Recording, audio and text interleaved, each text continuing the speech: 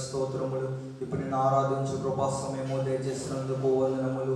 దూతలు పరలోక పరిశుద్ధులు నిన్ను స్తుతించినప్పటికీ మా స్తుతులు కూడా కోరుకొంచి నీకు అనేక స్తుతులు. నీవు కలిగేసిన సమస్త సృష్టిని బట్టి నీకు ఘనత కలుగుచ్చి ఉన్నది. సృష్టి పాటు మేము నమస్కరించున్నాము. ఆరాధన పడిన నీకు కీర్తినట్లు ఇక్కడ విషయం దీవించమని ప్రభు ద్వారా వేడుకొనుచున్నాము. ఆమేన్. ప్రియులారా, ప్రభునందు ప్రియులారా, మన మధ్య పరిశుద్ధులైన దేవుని సన్నిధికి వచ్చినప్పుడు పూర్తిగా శ్రవతంలో ప్రవేశింపకపోవడము, మన పాప స్థితిని ఒప్పుకొని క్షమాపణ పొందడం మనకి ఎంతో మేలు. మనము పాపం లేని వారు అని చెప్పుకున్నాడలా మనలో సత్యం ఉండదు. మన పాపమును మనం ఒప్పుకున్నాడలా ఆయన నమ్మదమని పొందడం కనుక ఆయన మన పాపంలో క్షమించి సమస్త దుర్నీతిములను పవిత్రులుగా చేయను. మనము పాపము చేయలేదని చెప్పుకున్నాడలా ఆయన అందుగా వచ్చేవారు మోదము.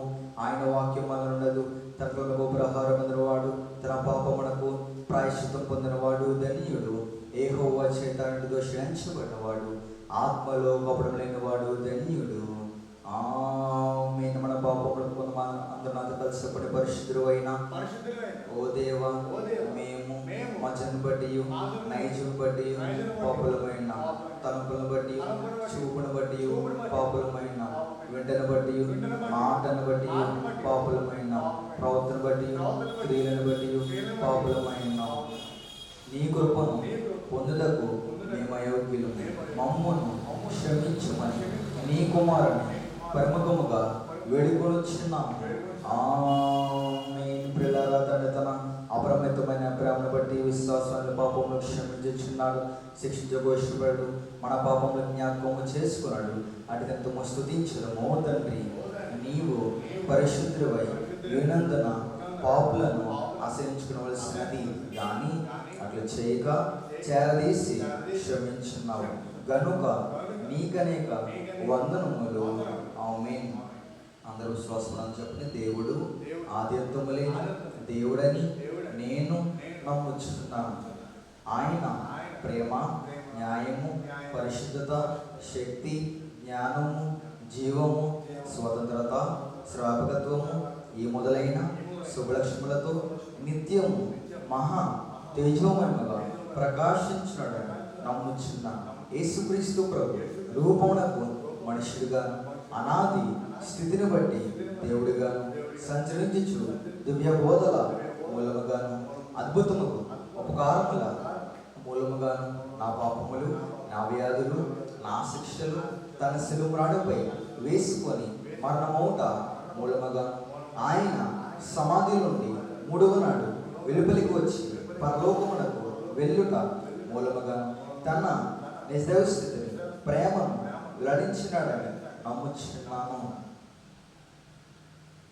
ఇప్పుడు అందరి నిమిత్తమై విజ్ఞాపన ప్రార్థన చేసినడని ఆయన రెండవ మారు సంగమును కొనుపోవుటకు మేఘాశివుడై వచ్చినని మిగిలిన వారికి 7 ఏళ్ల శ్రమ కలుగునని, తర్వాత క్రీస్తునకు జరిగే యుద్ధములో అంత్యక్రీస్తు అబద్ధ ప్రవక్త నరకములో వేయబడదని, సాతాను పాతాళములో 1000 ఏళ్ళు బంధింపబడని, ఆ తర్వాత ప్రభు భూమి మీద 1000 ఏళ్ళు పరిపాలన చేయనని, తర్వాత ఆయన సజీవులకు వృద్ధులకు తీర్పు తీర్చినని నమ్ముచున్నాను. క్రీస్తు ప్రభు పాతాళంలోని సాతాను విడిపింపగా అతడు భూమి మీదకు వచ్చి గోగు, మాగోగు అనే పేర్లు గల సైన్యములను ఏర్పరచుకునని, అతడు దేవునితో యుద్ధము చేసి ఓడిపోనని, క్రీస్తు అతనిని నరకములో పడవేనని నమ్ముచున్నాను. తర్వాత ఆయన అందరకును తీర్పు తీర్చని, అవిశ్వాసులను నరకములోనికి పంపేయనని నమ్ముచున్నాను. తుదకు భూమి మీద ఉన్న పరిశుద్ధులందరూ ఏకసంగముగా ఉండటం వలన భూమి పరలోకములో ఒక భాగమునని, క్రీస్తు ప్రభు పరలోకములో భూలోకములో ఉండురని నమ్ముచున్నాను. నేను పరిశుద్ధాత్మను నమ్ముచున్నాను.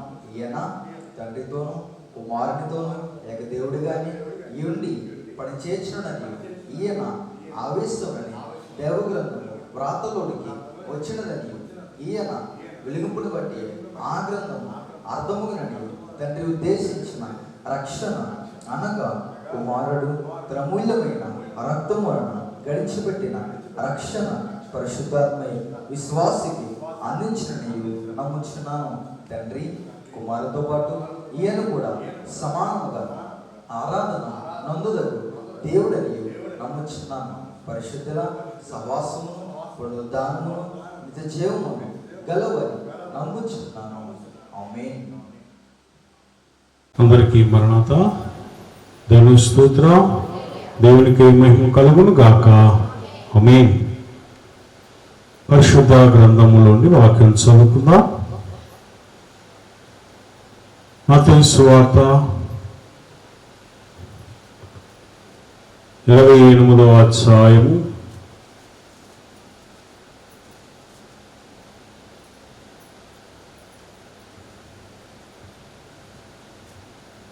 9వ వచనం 1 చదువుకుందాం.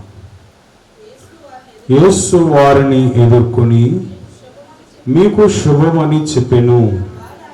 వారు ఆయన దగ్గరకు వచ్చి ఆయన పాదములు పట్టుకొని ఆయనకు మొక్కగా. ప్రార్థన చేసుకుందాం. మహిమా ప్రభావములు కలిగిన మా పరమ తండ్రి, మా గొప్ప దేవా, నీ మహిమ కలిగిన ఉన్నతమైన నామమునకు వందనములు, స్తోత్రములు చెల్లించుకొనుచున్నాం. యేసయ్యా, పునరుద్ధాన దినములలో ఉన్నటువంటి మమ్ములను నాయనా, నీ శిష్యులైన వారికి ఎలాగనైతే కనబడి మాట్లాడచ్చు, నాయనా నీవు ఎలాగనైతే బలపరచచ్చు ఉన్నావో ప్రభా, నాయనా అలాగనని నీ పరిశుద్ధ స్థలములో ఉన్నటువంటి మమ్మందరినీ కూడా మీరు బలపరచండి ప్రభా. నీకే స్తోత్రములు నాయనా. ఈ లోకములో ఉన్నటువంటి అనేకమైనటువంటి ప్రయాసాల చేత బాధపడుతున్నటువంటి మమ్మందరినీ కూడా మీరే దీవించి ఆశీర్వదించి నీవే మహిమను పొందమని యేసు పరిశుద్ధ నామమున వేడుకొనుచున్నాము తండ్రి, ఆమేన్. లేచినాడురా సమాధి గెలచినాడురా యేసు, లేచినాడురా సమాధి గెలచినాడురా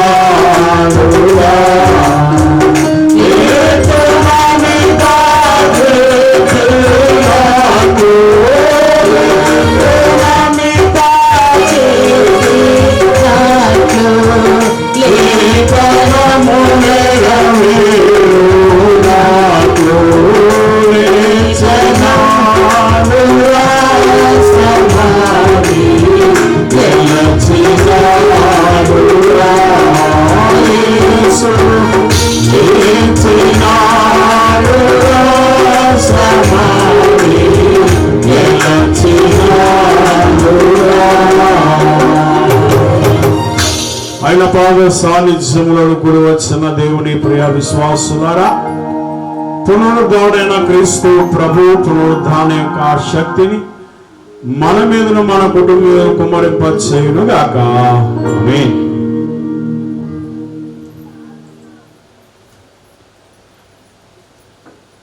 యేసుక్రీస్తు ప్రభు వారు ఈ భూలోకములోనికి ఆయన వచ్చి 3.5 సంవత్సరములు సేవాకాలమును ముగించి ఆ తరువాత ఆయనను సిలువ వేసినారు, ఆ తరువాత సమాధి చేసినారు.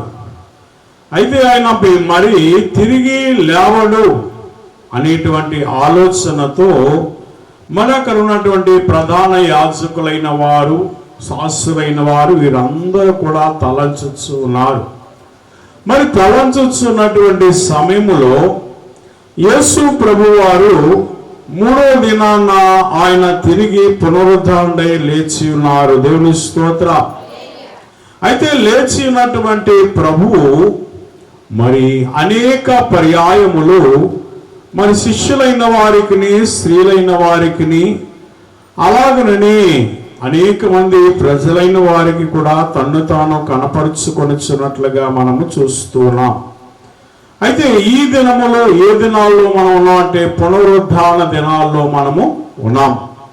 ఈ పునరుద్ధాన దినాల్లో ఉన్నటువంటి మనము ప్రభు తన్ను తాను ప్రత్యక్షపరచుకొనుచు ఉన్నారు. ఎందుకు ప్రత్యక్షపరచుకొనుచున్నారంటే ప్రభు ఇక లేరు, ప్రభు లేవలేదు అని ఈ యొక్క ముసుగు శిష్యులైన వారి మీద ఉన్నది గనుక వారి మీద ఉన్నటువంటి ఆ యొక్క అంధకారం అనేటువంటి ఆ ముసుగును తీసివేయడానికి యేసు ప్రభువారు తన్ను తానే స్వయముగా ప్రత్యక్షపరచుకొనుచు ఉన్నారట. మొట్టమొదట ప్రభు ఎవరికి ప్రత్యక్షపరుచుకున్నారు అని మనం గమనించినట్లయితే మగ్దలేనే మరియకు ఆయన ప్రత్యక్షపరుచుకున్నట్లుగా మనము చూస్తున్నాం. మరి మగ్దలేనే మరియ తప్ప మరెవ్వరికి కూడా క్రీస్తు ప్రభు వారు మరి ప్రత్యక్షమైనట్లుగా మనం ఎక్కడా కూడా చూడటం లేదు. మరి మొట్టమొదటిగా ఈ మగ్దలేని మరియకు ప్రత్యక్షమైనారు. మరి ఈమెకే ప్రత్యక్షమవడానికి గల కారణం ఏమిటంటే అక్కడ ఉన్నటువంటి మరి శిష్యులైన వారు సమాధి యొద్దకు వచ్చారు, చూచారు, వెళ్ళారు. కానీ మగ్దలేని మరియ మాత్రము ప్రభువును చూచేంత వరకు కూడా నేను ఇక్కడ నుండి వెళ్ళను అని చెప్పి మరి అక్కడ యేసు ప్రభు వారు మరి మరియనమ్మా ఎందుకు ఏడుస్తున్నావు అన్న సమయములో ఆయన తోటమాలి అనుకొని నా ప్రభువును ఎవరో ఎత్తుకొని పోయారు, నీవు నాకు ఆయనను ఎక్కడ ఉంచారో నాకు తెలియజేసినట్లయితే నేను ఆమెను ఆయన ఎత్తుకొని పోతానని చెప్పి మరి ఆమె ప్రభువుతోనే మాట్లాడుతున్నట్లుగా మనం చూస్తున్నాం. మరి ఆ ప్రభువు ఈ యొక్క మగ్దలైన మరియ పడుచున్నటువంటి వేదన, ఆ బాధ, ఆ దుఃఖమును చూసి తన్ను తాను మరుగు చేసుకొని ఉండలేకపోయారు గనుక తన్ను తాను ఏం చేశారు, ప్రత్యక్షపరుచుకున్నారంట మగ్దలైన మరియకు. మరి ప్రత్యక్షపరుచుకున్న విధము మనం గమనించినట్లయితే వెంటనే మరియా అని పిలవగానే మరి యేసు ఈ యొక్క మరియా ప్రభు యొక్క స్వరము గుర్తుపట్టింది గనుక ప్రభువునైతే గుర్తుపట్టలేదు ఆమె, కానీ ప్రభు యొక్క స్వరమును ఆమె గుర్తుపట్టింది గనుక వెంటనే రబ్బూని అని పిలిచి ఉన్నది. అయితే దేని విశ్వాసులారా, మరి ఇక్కడ మొట్టమొదటిసారి ఇలాగన మగ్దలైన మరియకు ప్రభువు తను తాను ప్రత్యక్షపరుచుకున్నట్లుగా మనం చూస్తున్నాం.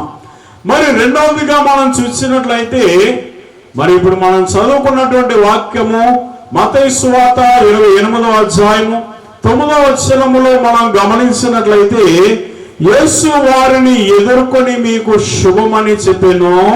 వారు ఆయన యొద్దకు వచ్చి ఆయన పాదములు పట్టుకొని ఆయనకు మ్రొక్కగా. కనుక ఇక్కడ మనం గమనించినట్లయితే కొందరు స్త్రీలైన వారు యేసయ్య యొక్క పునరుద్ధాన వర్తమానము అనగా శిష్యులకు చెప్పడానికి వారు ఏం చేస్తున్నారంటే ఒక పక్కన భయపడుతున్నారంట, మరో ప్రక్కన మహా ఆనందము వారికి ఉన్నది అని మనం చూస్తున్నాం. మరి మహానందము వారికి ఎందుకున్నది అని మనం గమనించినట్లయితే ప్రభువే స్వయముగా ఆ శిష్యులైన వారితో అక్కడ మాట్లాడుతున్నట్లు మనం గమనించినట్లయితే వారు ప్రభువును చూడలేదు, కానీ దూత చెప్పినటువంటి మాటలు విని వారు అక్కడి నుండి వెళుతూ ఉన్నారట. చూడండి 28వ అధ్యాయము 5వ వచనంలో చూసినట్లయితే దూత ఆ స్త్రీలను చూసి మీరు భయపడకుడి, సిలువ వేయబడిన యేసును మీరు వెతుకుచున్నారని నాకు తెలియను. ఎవరు వెతుకుతున్నారట? సిలువ వేయబడిన యేసును మీరు వెతుకుచున్నారని నాకు తెలియను అని మరి యొక్క దూతలైన వారు చెప్తున్న సమయములో ఇప్పుడు ఈ దూత ఏమంటుందంటే వారితో ఆయన ఇక్కడ లేడు, తాను చెప్పినట్టే లేచి ఉన్నాడు అని చెప్పి వారికి వర్తమానము చెప్పినట్లుగా మనము చూస్తున్నాం. అయితే మరి 6వ వచనములో రండి ప్రభువు పండుకొనిన స్థలము చూచి త్వరగా వెళ్ళి ఆయన మృతుల్లోని లేచి ఉన్నాడని ఆయన శిష్యులకు తెలియజేయుడి అని చెప్పి అక్కడ దూతలైన వారు మరి స్త్రీలైన వారికి అక్కడ తెలియజేసినట్లుగా మనం చూస్తున్నాం. ఈ వర్తమానము తెలియచేయడానికి దూతలు చెప్పినటువంటి ఈ వర్తమానము ఈ స్త్రీలైన వారు తెలియచేయడానికి వెళ్ళుచున్నగా మార్గ మధ్యములో ఇప్పుడు ఎవరు కనబడుతున్నారు వారికి? ఏమా ఎవరు కనబడుతున్నారో చూడండి. కనుక వారికి ఎవరు కనబడుతున్నారంటే 10వ వచనం చదవండమ్మా. యేసు భయపడకుడి, మీరు వెళ్ళి నా సహోదరులు గలిలయకు వెళ్ళవలనని వారక్కడ నన్ను చూతురని వారికి తెలుపుడి అనెను. గనుక వీరు ఈ స్త్రీలైన వారు ఏం చేస్తున్నారంటే ప్రభు కనబడగానే ప్రభు యొక్క పాదముల మీద పడి వారు ఏం చేశారు? మ్రొక్కి ఉన్నారంట. మరి యేసు ఏమంటున్నారంటే మీరు భయపడకుడి, మీరు వెళ్ళి నా సహోదరులు ఎక్కడున్నారు? గలిలయలో ఉన్నారు గనుక మీరు గలిలయకు వెళ్ళవలని వారు కూడా నన్ను చూతురని వారికి తెలియచేయుడి అని చెప్పి ఇక్కడ మనము చూస్తున్నాం. అయితే మరి శిష్యులైన వారు ఏం చేశారంటే అయితే వీరు శిష్యుల యొద్దకు వెళ్ళి ఈ జరిగిన సంగతులన్నిటినీ కూడా మరి స్త్రీలైన వారు తెలియజేశారు. ప్రభు చెప్పిన మాటలన్నీ కూడా వారికి తెలియజేశారు. తెలియజేసినటువంటి సమయములో లూకాసు సువార్త 24వ అధ్యాయము 11వ వచనములో మనం గమనించినట్లయితే, అయితే వారి మాటలు వీరి దృష్టికి వెర్రి మాటలుగా కనబడెను గనుక వీరి మాటలు నమ్మలేదు. వీరేం చేశారు? వారి మాటలు నమ్మలేదట. ఎవరి మాటలు? స్త్రీలైన వారి యొక్క మాటలు నమ్మలేదు. కనుక నమ్మకపోయేసరికి ఇప్పుడు ఇంతలో మరలా యేసు అక్కడ ఉన్నటువంటి కావల వారు కూడా యేసు ప్రభు కొరకు వారు సాక్ష్యం ఇస్తూ ఉన్నారు. ఇక్కడ కావలి వారు జరిగిన సంగతులన్నీ కూడా తెలియచెప్పడానికి ప్రధాన యాజకుల యొద్దకు వెళుతూ ఉన్నారట. ఎక్కడికమ్మా? ప్రధాన యాజకుల యొద్దకు వారు వెళుతూ ఉన్నారు. వెళుతూ ఉన్నటువంటి సమయములో చూడండి, 11వ వచనం చదవండి. వారు 28వ అధ్యాయం 11వ వచనం. వారు వెళ్ళుచుండగా కావలి వారిలో కొందరు పట్టణంలోనికి వచ్చి జరిగిన సంగతులన్నిటినీ ప్రధాన యాజకులతో చెప్పిరి. ఎవరితో చెప్పారమ్మా? ప్రధాన యాజకులతో. అంటే వారిని ఎవరైతే అక్కడ కావలా పెట్టారో వారితో చెప్పడానికి ఈ కావల వారు ఏం చేస్తున్నారంటే పరుగున వెళ్ళి ఆ యొక్క ప్రధాన యాజకులకు తెలియజేస్తున్నారు. ఏంటి వారు తెలియజేసింది అని మనం గమనించినట్లయితే, క్రీస్తు శక్తి ముందు ఈ లోకములో ఏ శక్తి కూడా నిలవలేదు అంటున్నారట. యేసుప్రభు వారి శక్తి ముందు, యేసుప్రభు వారి యొక్క పునరుద్ధాన శక్తి ముందు ఏ శక్తి నిలవలేదు. మీరు ఎంతవరకు ఆయనను సమాధిలో పెట్టారు, రాయి వేశారు, అలానే రాతికి మళ్ళా ఏం చేశారు? బంధకములు వేశారు, దానికి మళ్ళా ముద్ర వేశారు, అన్నిటినీ వేశారు, కానీ ఇవేమి కూడా నిలవలేదు అని చెప్పి వారు ఈ ప్రధాన యాజకులతో చెప్తున్నారు. అయితే మరి వీరేం చేస్తున్నారంటే, అయితే వీరు యేసు పునరుద్ధానము జరగలేదని తెలియచేయడానికి పెద్దలతో ఆలోచన చేస్తూ ఉన్నారంట. ఈ ధనము ఎలా ఉన్నదంటే సమస్త కీడులకు మూలముగా కనబడుతూ ఉన్నదట.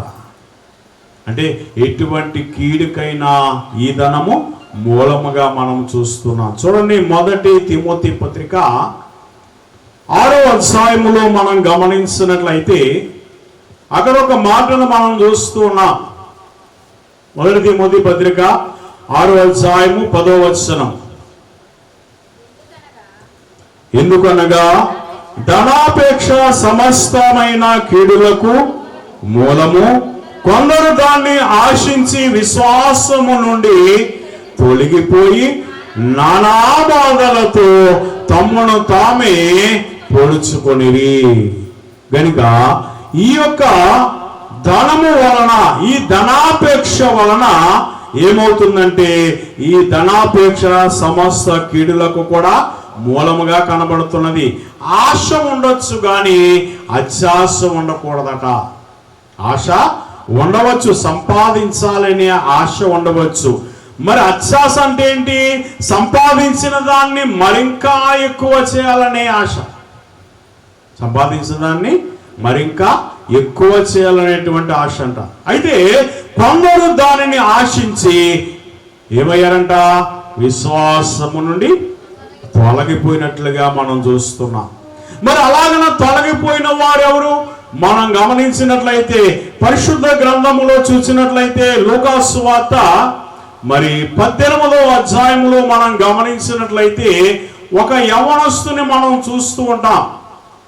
ఈయన ఏం చేస్తూ ఉన్నాడంటే నిత్య జీవానికి వెళ్ళడానికి నేను ఏమి చేయాలి అని చెప్పి ప్రభువుని అడుగుతూ ఉన్నాడు.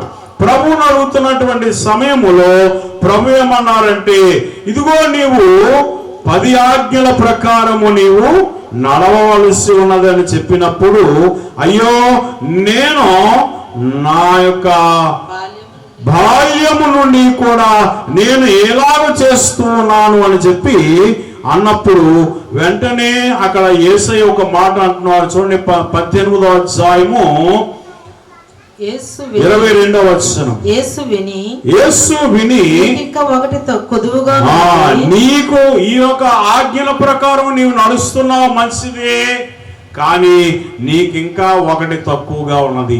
ఆ ఒకటి ఏమిటంటే నీకు కలిగినవన్నీ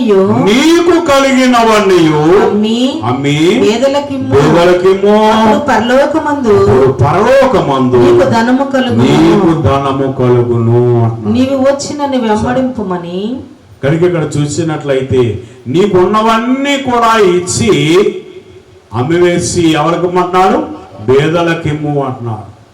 పేదలకిమ్ము అన్నటువంటి సమయములో ఇప్పుడు పేదలకి చేసి నీవు వచ్చి నన్ను వెంబడించు అని చెప్పి ఆయన అంటున్నటువంటి సమయములో వెంటనే ఇప్పుడు ఈ ధనవంతుడు ఏం చేస్తూ ఉన్నాడంటే 23వ వచనములో అతడు మిక్కిలి ధనవంతుడు గనుక ఈ మాటలు విని మిక్కిలి వ్యసనపడగా బాధపడ్డాడంట. ఇదేంటి నాకున్న ధనాన్ని ఇచ్చేయమంటున్నారేంటి, నాకున్న ధనాన్ని పేదలకు ఇచ్చేయమంటున్నాడు, నన్ను వెంబడించమంటున్నాడంటే నీవు ఇక్కడ పేదలకు ఇచ్చేటువంటి సొమ్ము నీవు అక్కడ దాచుకున్నట్టే లెక్కట. అర్థమైందా? నీవు ఇక్కడ ఎవరికి అన్నదానము చేసినా లేదా భూదానం చేసినా వస్త్రదానం చేసినా ఎన్ని రకాలైన దానాలు చేసినా కానీ ఈ అన్నిటికీ లెక్క అక్కడక్కడ మనకి ఏం చేస్తాం? చక్కగా దాచిపెట్టుకుంటూ ఉంటాం అన్నమాట. ఇక్కడ దాచిపెట్టుకుంటే ఏమవుతుంది? దొంగలు ఎత్తుకుపోతారనో భయం, ఏమా అంతేనా? కనుక అటువంటి భయం లేకుండా మనం ఇప్పుడు ఎక్కడ దాచుకోవాలి? పరలోకమందు మనము దాచుకోవాలంట. మరి ఈయనేమో పేదలకిమ్ము అని చెప్పి అన్నాడు. పేదలకిమ్మంటే ఇప్పుడు ఈయన ఈ యొక్క యవనస్తుడు ఏం చేశాడంటే వ్యసనపడి వెంటనే ఆ ప్రభు యొద్ద నుండి వెళ్ళిపోయాడంట. ఎందుకు? ఆ ధనము మీదే ఆయన మనస్సు ఉన్నది. ఆజ్ఞల ప్రకారం నడుస్తున్నాడు, దేవునితో సహవాసం చేస్తున్నాడు, బైబిల్ చదువుతున్నాడు, ప్రార్థన చేస్తున్నాడు, అన్నీ చేస్తున్నాడు, కానీ ఆయన మనస్సు మాత్రము ధనం మీద ఉంది. ఎరుగలేని విశ్వాసులారా, మరి మనం గమనించినట్లయితే ఇదే 19వ అధ్యాయములో మనం గమనించినట్లయితే మరి ఇక్కడ జక్కయ్య కనబడుతున్నాడు. ఈ జక్కయ్య ఏం చేశాడని మనం గమనించినట్లయితే 19వ అధ్యాయం 8వ వచనం చదవండి. ఇదిగో ప్రభువా, జక్కయ్య నిలవబడి ఇదిగో ప్రభువా, ఆస్తిలో సగము పేదలకు ఇచ్చుచున్నాను. నేను ఎవని వద్దైనను అన్యాయముగా తీసుకుని 4 గంతులు మరలా చెల్లింతునని అతనితో చెప్పాను. దేవుని స్తోత్రం. మరి యేసు ప్రభు వారు జక్కయ్యని ఇవ్వమని చెప్పలేదు. జక్కయ్య ఎప్పుడైతే ప్రభువును చేర్చుకున్నాడో ఆయన హృదయములో వెంటనే ఇప్పుడు ఆయన మనస్సు మార్చుకున్నాడట. ఇప్పుడు మనకి ఏం మారాలా? మనిషి మారాలా? మనసు మారాలా? మారాలి నీ మనసే మారాలి, మారాలి నీ మనసే మారాలి. మారిన మనసు దేవునికి ఇస్తే ఫలితం ఉంటుంది. మారిన మనసు దేవునికి ఇస్తే ఫలితం ఉంటుంది.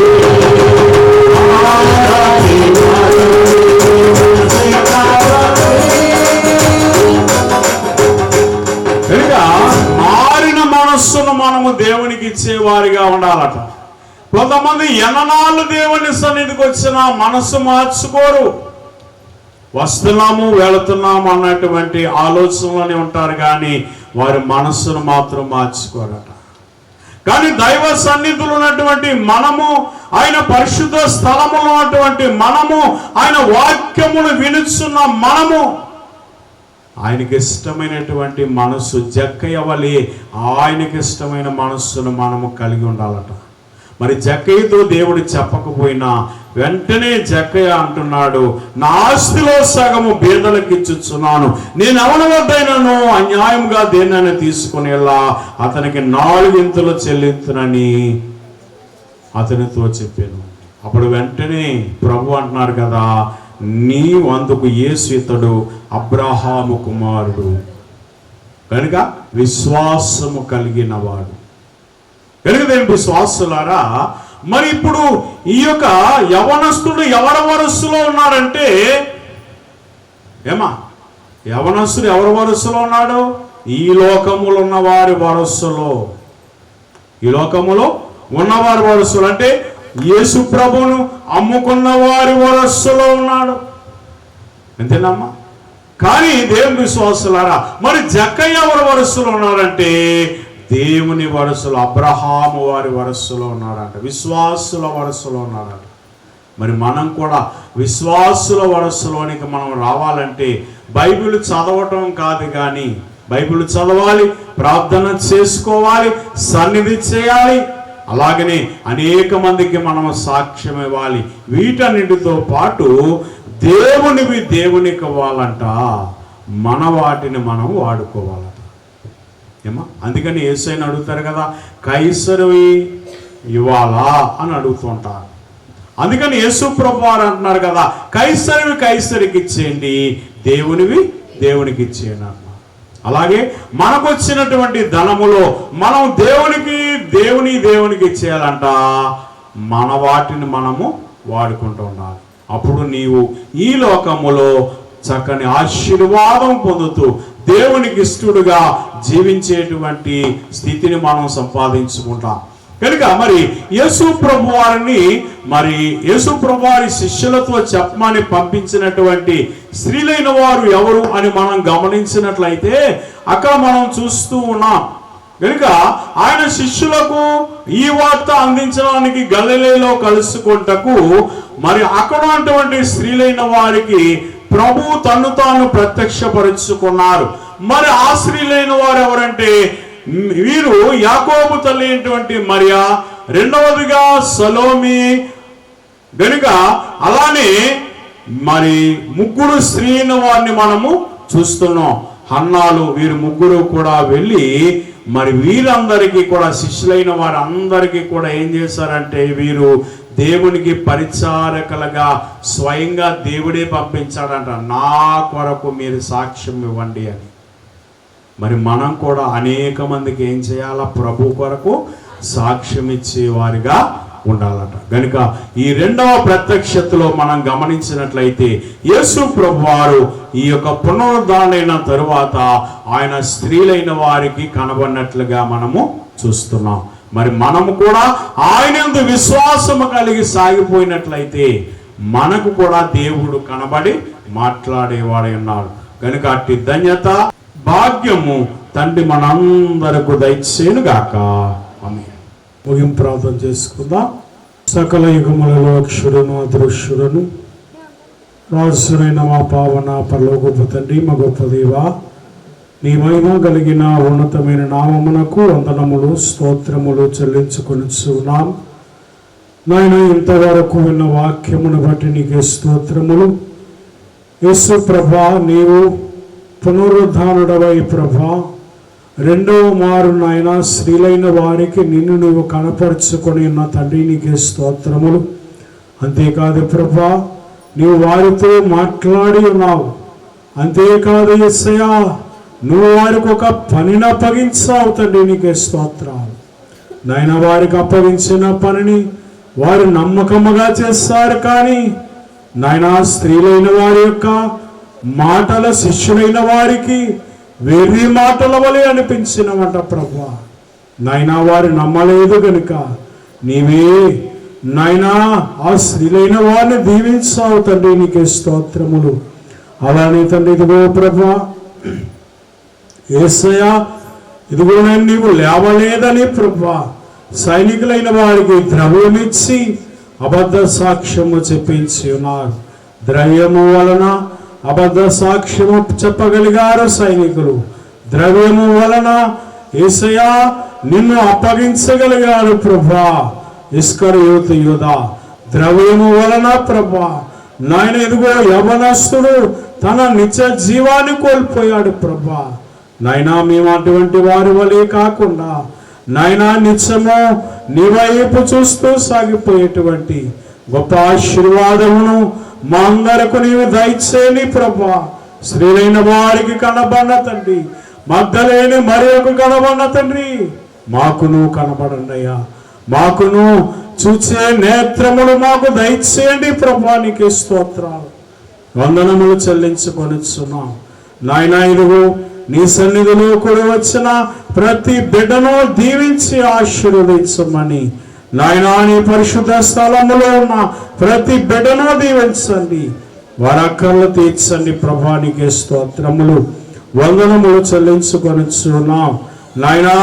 నీ కృపలో మమ్మందరి నీవే భద్రపరిచి ఈ పునరుద్ధాన ఆశీర్వాదముతో ప్రభా మమ్మందరినీ నీవే నింపి బలపరచి మేలు కలగ చేయమని యేసు నామమున వేడుకొనుచున్నాము తండ్రి. ఆమేన్. పరలోకమందున్న మా తండ్రి, నీ నామం పరిశుద్ధపరచబడునుగాక, నీ రాజ్యం వచ్చునుగాక, నీ చిత్తం పరలోకమందు నెరవేరుచున్నట్లు భూమి మీద నెరవేరునుగాక.